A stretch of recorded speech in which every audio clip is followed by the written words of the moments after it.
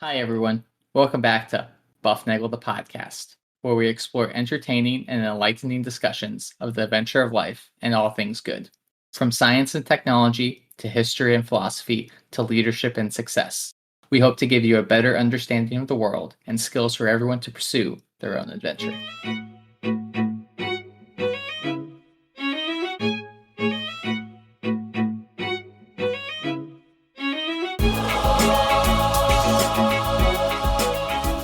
Hi, everybody, and welcome back to Bufnagle the podcast, where we talk about all things good in the pursuit of the adventure of life. I'm Rafe, and today is going to be a great show because you know why. We always make it a great show, right? And the reason is that we have the world's greatest listeners. You have made us a global top 10% podcast. As usual, you can reach us at bufnagle@bufnagle.com. Remember to share the love, share the buff. Give us a 5-star review, hit subscribe or like or the smiley stars or the happy bananas, whatever it is on your podcast machine that makes people think you like us. I want you to do that for me, please. Remember, tell a friend to listen and you will get a free episode. And remember, you can click on that link in the show notes and buy me a coffee or a Tesla, whatever you would like to donate. That would be fine with me. Tonight is one of these miracles of the internet and the age that we live in. In episode 229, which was 2 or 3 weeks back, I guess, we had talked about about me discovering a 100-watt radio station, not exactly in my backyard, but nearly in my backyard. And it's a low-power station, but it's a lot of fun. They play all sorts of wacky stuff that you won't hear anywhere else. And I mentioned that I really loved it because it turned into some serendipity, and I learned about MacArthur Park and some other things. And we talked about radio for a while on episode 229. So that's a plug for that episode. You can go back and listen to that one. But further digging around on the interwebs led me to a phone number, and I made a cold call to this phone number that was on a website that appeared to be like from the early days of the internet. And lo and behold, I reached a man on the other end of that phone who is the creator, the owner, the operator, and I think the trash can boy at 106.3 FM WEPB-LP FM in Noblesville, Indiana. It is none other than Mickey Guffey tonight on the Buff. He is our big brain smart head. Mickey, how are you this evening? We're doing great, and thank you for having us. We will really enjoy talking about our station. And it's really unusual in a lot of ways. A lot of people say, "What in the world are you doing?" Well, that's exactly why I called earlier this week, and we had at least an hour conversation, if I remember right. And I said, "Well, we got to come on the show, and you can tell the story." And so you, what I'd like to do, as we start here, is I'd like you to fill in the listeners on the kinds of things you told me. All right, so how you got started, what you did prior to starting up this crazy radio station, what were the hurdles, and where's the station going? So. How did this come to be before I found it hitting the seek button on my car when I happened to be in the little bit of the universe that can be reached with your 100-watt light bulb? Well, that's a long story, but I'll try to make it as short as I can. Actually, I started out in radio back 50 years ago, 50 plus, maybe 60. And one of the things I've always dreamed of was having my own station, but I actually had to make a living. So I was working in the medical field, and I retired in 2013. And it just so happened that was the same year that the FCC opened up a window to apply for low power FM. And so we got everything together and applied for it. And amazingly, we got it. We were thinking that there would be other people applying for it. So that's basically what happened. So now my brother does ham radio, all right? And so I know like this much about radio. And so the FCC takes the spectrum and partitions it up into like who can use what to talk about what. And so in 2013, they opened up new bands, or they let low power stations get into the cracks where the other ones weren't playing, or? Yeah, basically it's low power in the middle, in between. There's a section of the FM band down at the bottom is reserved for educational nonprofit. But in 2020 was the first window. Congress created the low power FM, back in the late 90s. And 2020 was the first time that LPFM was applied for. And we have stations. LP is low power. Okay. All right. Yeah, LP stands It's for not low long power. playing. Yeah, you asked me about that. I'll tell you briefly. That's something that we have to do at the top of the hour, or as close as possible, to give our call letters, and we have to say LP. That's something that the FCC requires. Other FM stations don't have to say that.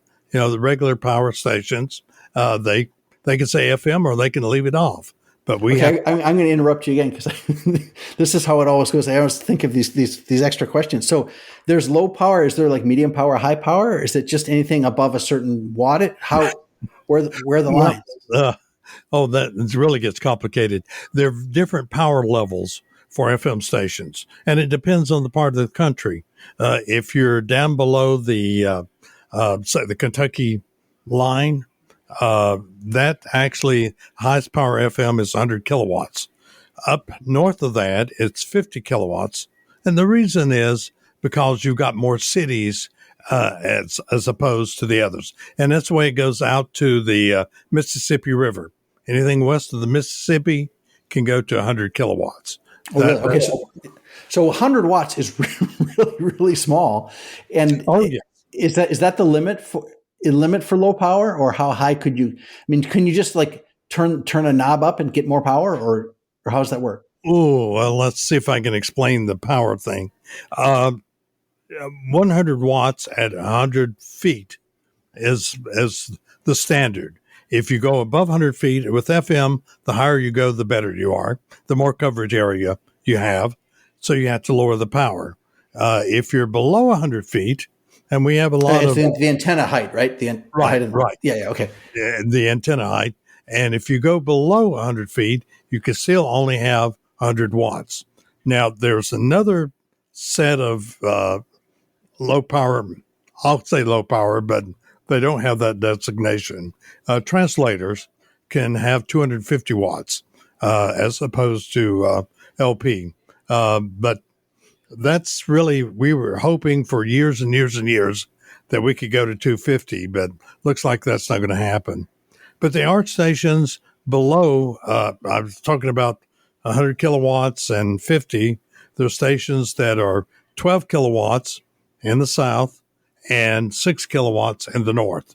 Those are Class A stations. There's different classes, but they're commercial or can be commercial. But only LPFM is nonprofit, non-commercial, and the same thing down in the reserved area of the band. I have a friend, was an ex-neighbor, who's a ham guy who's got an application in for a regular power 2.2 kilowatt station, and I'm not sure he's going to be able to get it on in time or not.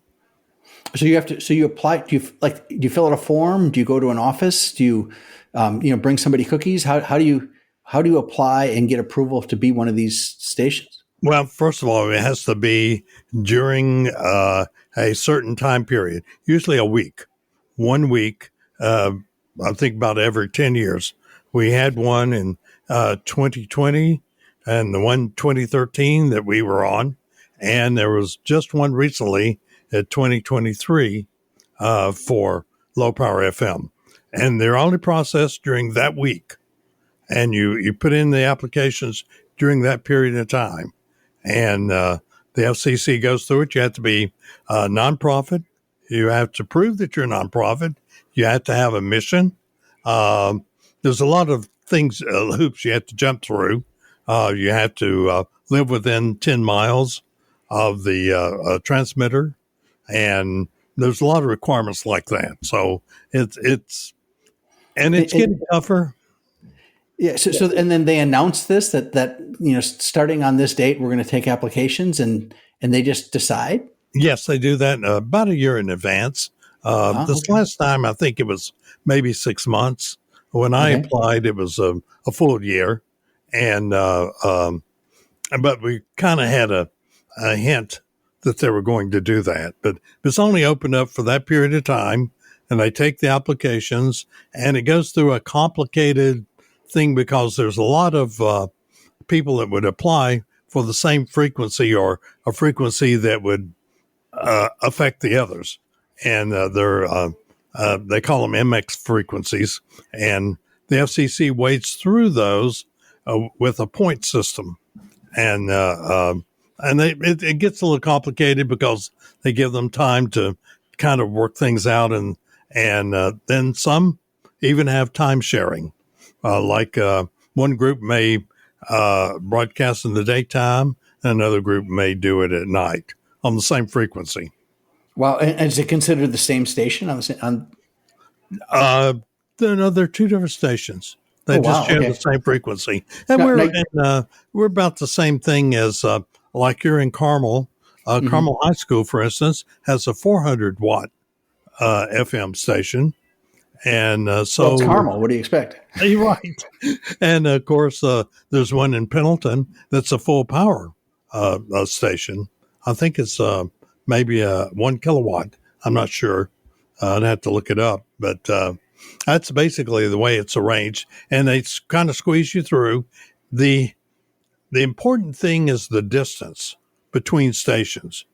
For instance, we have a co-channel in Crawfordsville, and we also have a co-channel that is in Shelbyville or around Fortville, actually. And we're kind of sandwiched in between. Co-channel is the same frequency. And then it gets complicated about first adjacent, second adjacent, and third adjacent frequencies.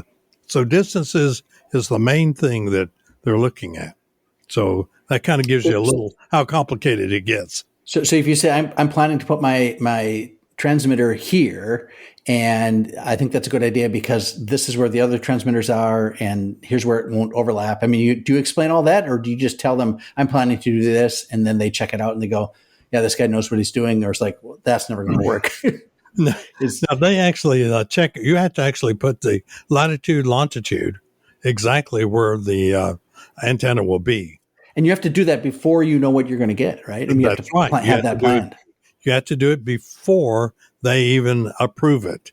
And then sometimes there'll be objections.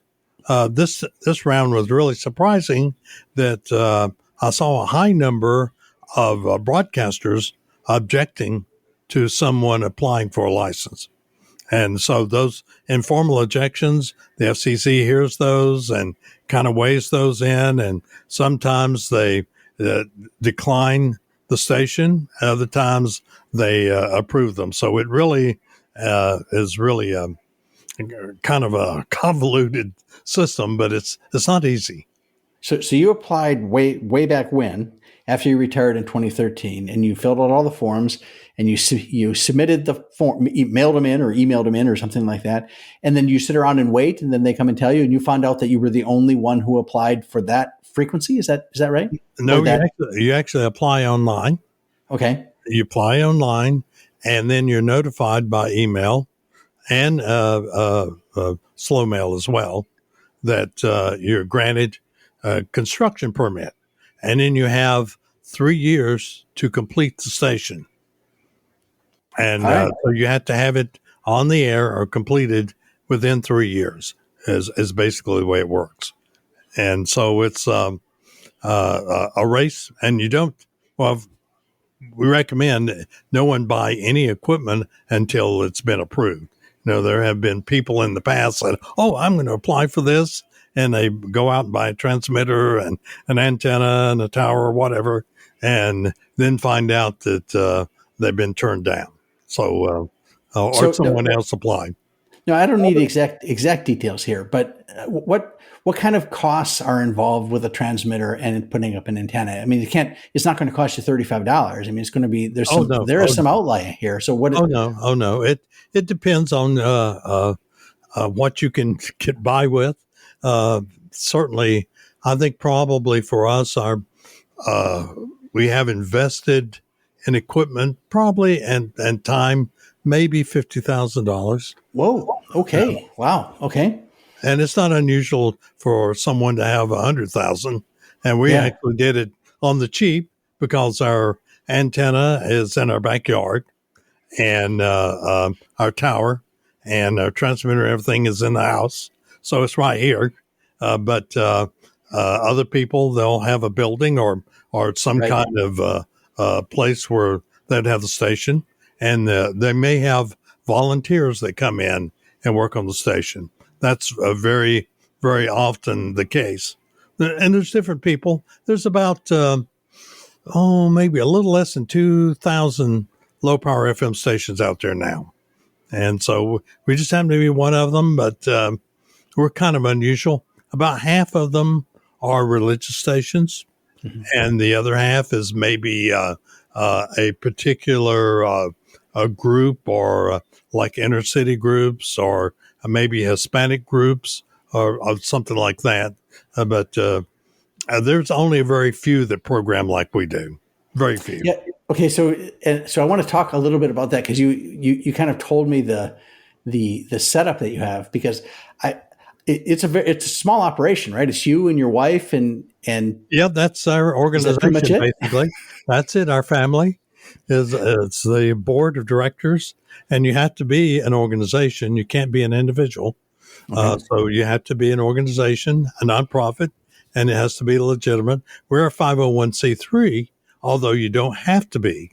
All you what's required is that you're a nonprofit by the state, is okay. Basically the way it's done. So, and a lot of people, before we went on the air, I got several people call and said, well, I'd like to buy your station. And of course, we weren't allowed to sell them at all. They've changed a little bit on construction permits. But one fellow called me and said, well, I'd like to buy your station. And I said, well, if you had it, what would you do with it? And he said, well, I'd have a ministry. And I said, what kind of ministry? He says, I don't know. I'd figure something out. Okay. So you can't, so you have it's called like enduring communications, enduring communications. Right? Yeah. And so that's could they purchase that organization from you? And then since the organization runs the radio station? We could transfer it. We probably would do that. One of the things that we planned on doing, if I'm around, I should tell you that I retired in 2013, so you can tell that I'm beginning to age. No. Yes. None of us. Like I said, I went to a reunion a couple of years ago, and it was amazing because all those kids that I knew, they all got old, but me. It was really it was really amazing. Isn't that strange? Yeah. So I thought maybe I could go to 85, and at that point, I would actually. I really shouldn't say this, but I will. I'm thinking of just handing it over to someone. The equipment. One of the things the FCC requires is if you do sell a station, that you only sell it for the equipment minus the depreciation. That's something and any transfer has to be approved by the FCC. Yeah. So, okay. That's the way it goes. Okay, so you got this thing up and running, and you said like in 2016. So within 3 years, you got it going. You got the antenna put in your backyard.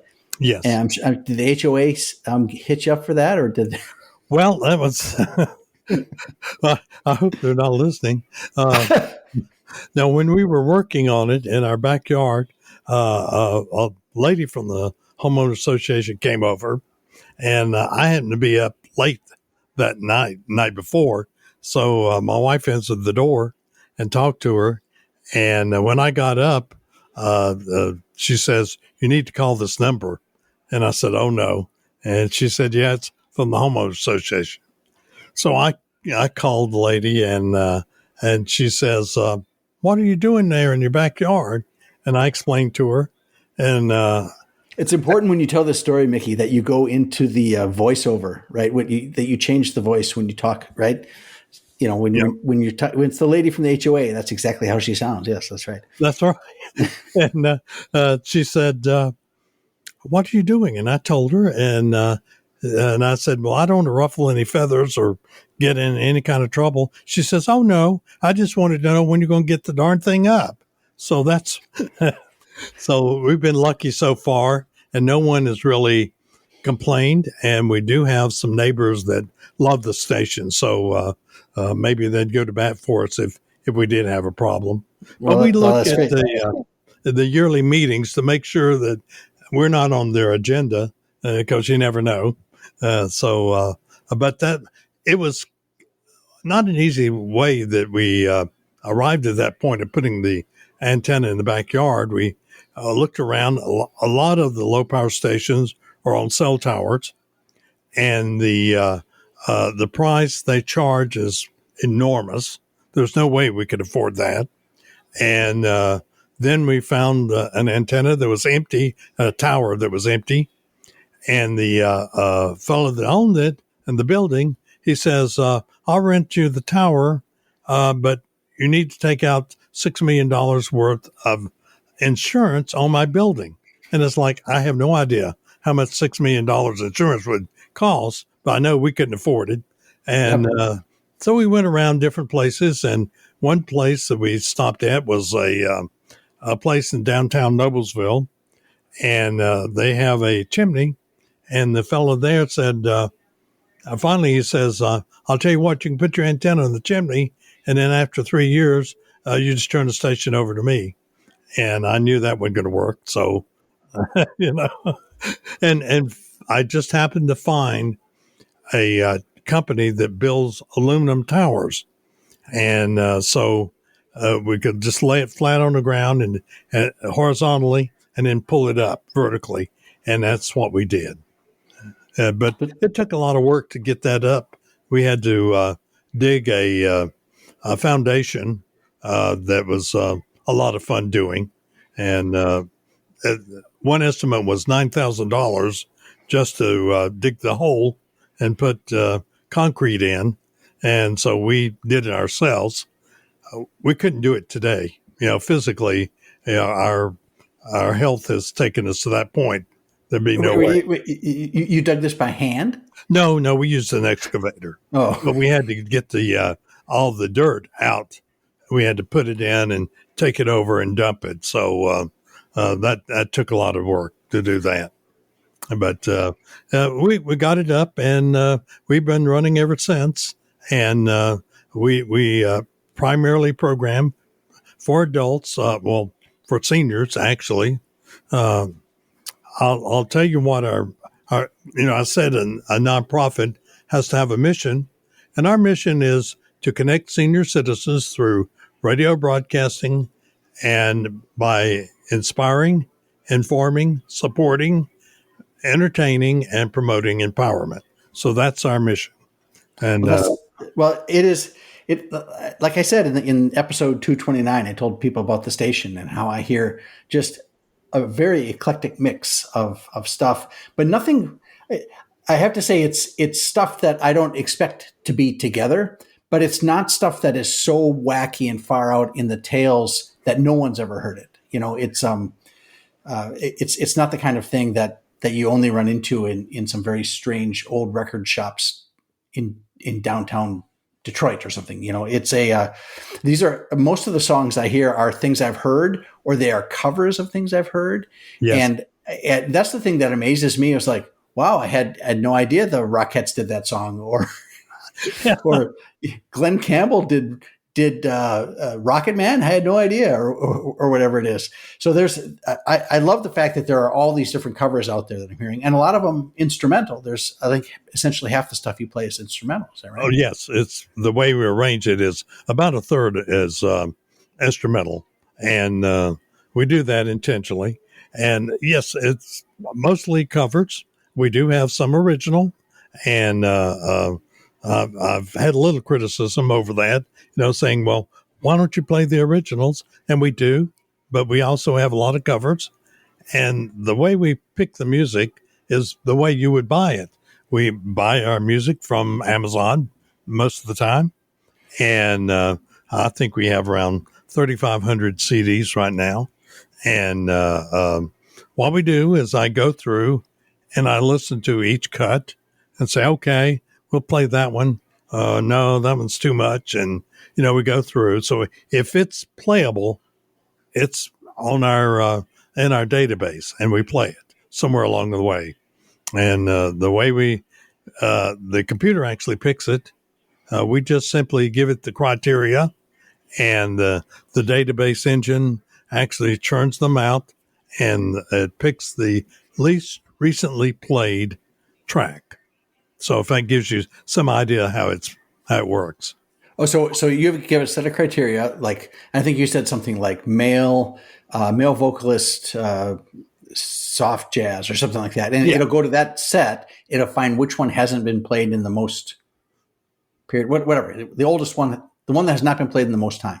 Yes, and something least recent, right? Right, least recently played, least recent, and then it'll play that one, so that one goes to the top of the queue. Is that way it gets. And it just bounces around from those different categories that you give it. And you will find, and this is a little problem with the system, is that you may have, like Moon River, it may play an instrumental on Moon River and then turn around and play a vocal. See, that's not a problem. That's a feature. That is not a bug. That is I think it's I would love to have it. I would love to have it a sections like today at 2:00, we're going to do every version of Moon River in the database, or anything related to a moon would be in the 2:00 hour. Hundreds of those, by the way. Yeah, right. That would be that'd be kind of fun to do. So anyway, in case that's why I'm not a DJ. I guess Mickey. That's why I'm not in charge of those sorts of one of the things that gets a little bit complicated is the titles of the songs, and also the artists, because it arranges it by artist, and you may have John Doe and Susan Smith as one, and then another John Doe, and the computer sees it as two different things. So it looks for exact, and that gets a little bit confusing. Look at it and say, "Well, I wish I hadn't played that. It just played that 10 minutes ago." Really? that is an issue that we have. But another issue that we have is with the titles and I try to do this, and takes some time, is to actually put the titles in just like there is a set of rules for titles.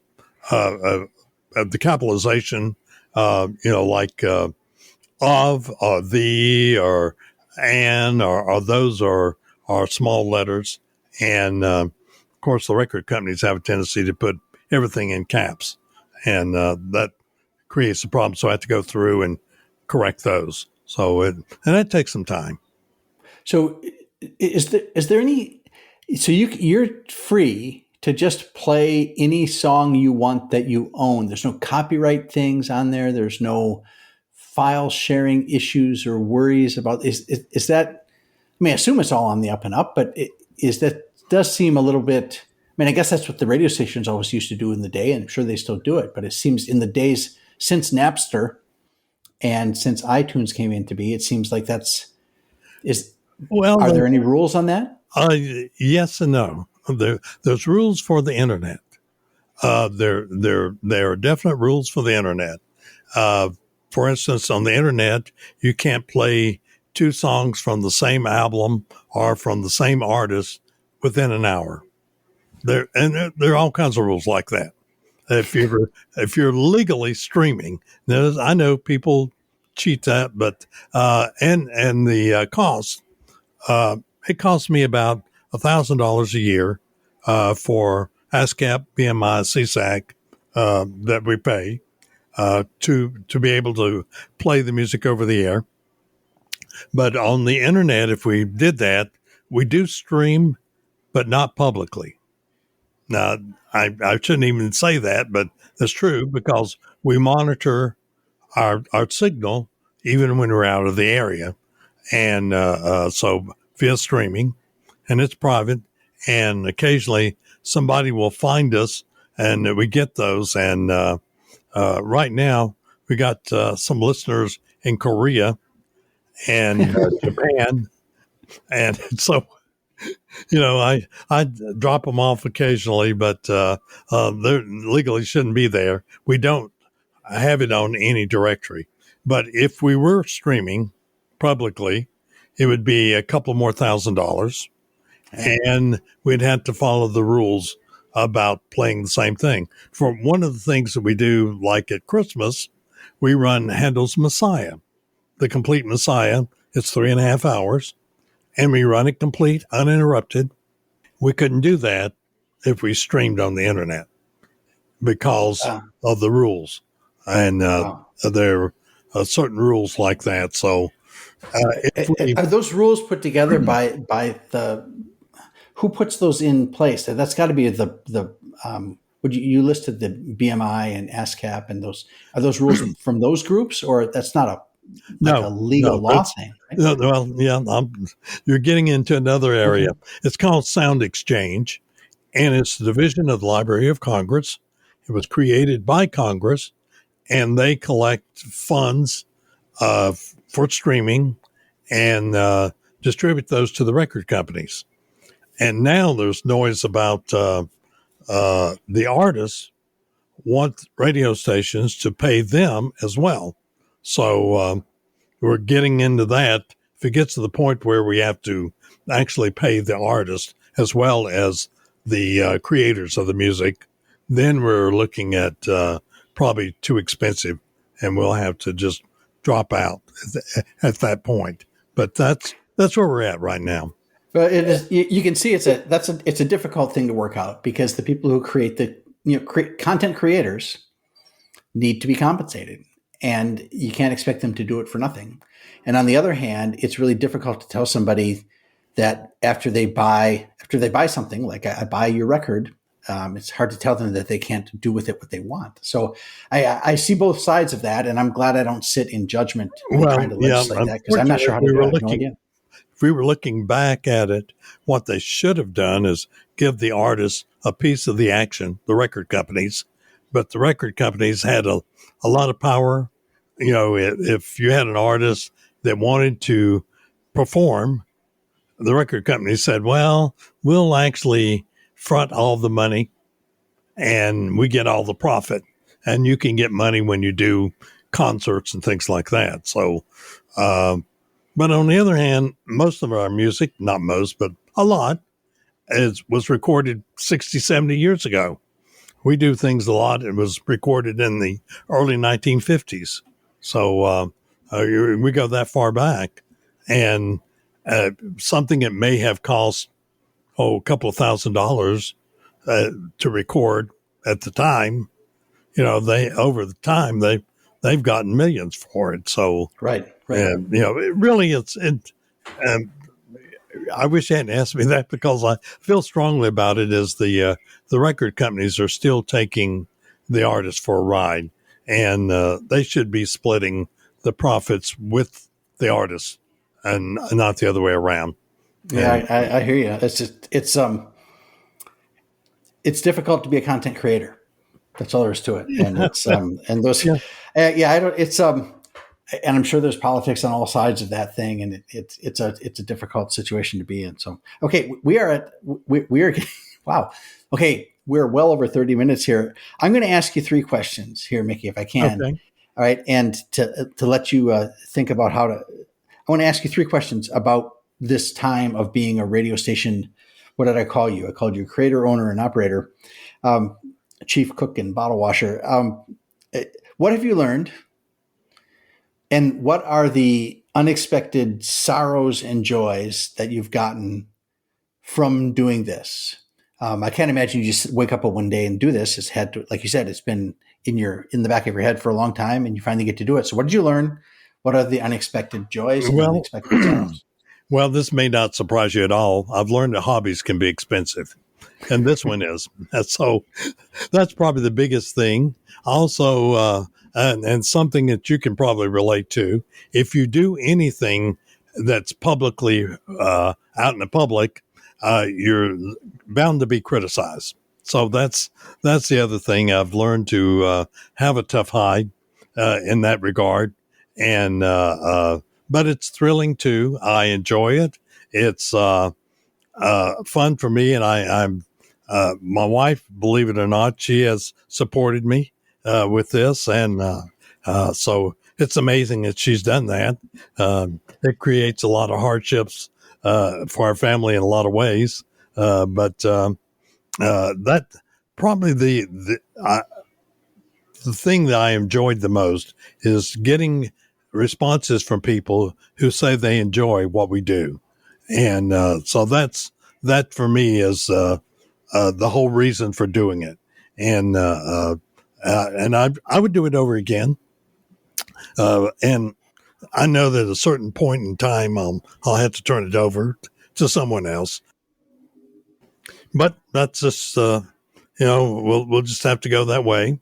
I have some friends that do something similar, and they enjoy it, and it is expensive. And that's one of the things, looking forward to seeing if I could find someone that really would be interested in doing it and take up the calls. That's going to be really kind of tough. But that's what we do. And also Right. I learned to usually keep my mouth shut, and I use text to voice recordings on the station a lot. So I've noticed some of that. The computer does not read it quite the way a human being would, but that's all in the game, as they say. So, Mickey, this has been great, and I'm really glad that I was able to stalk you out of the world of the internet, and I didn't have to drive by your house and ring the doorbell. But I was getting tempted. But it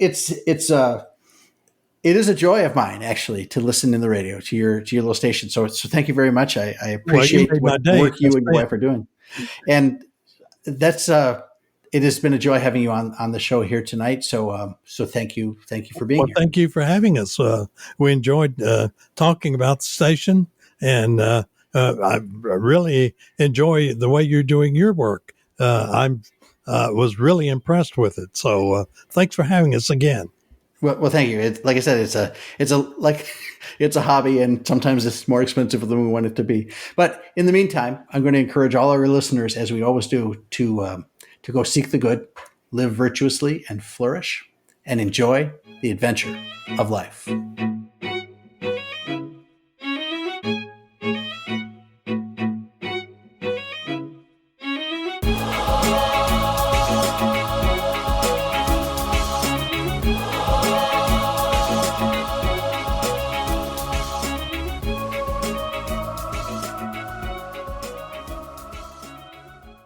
It's going to be a great day.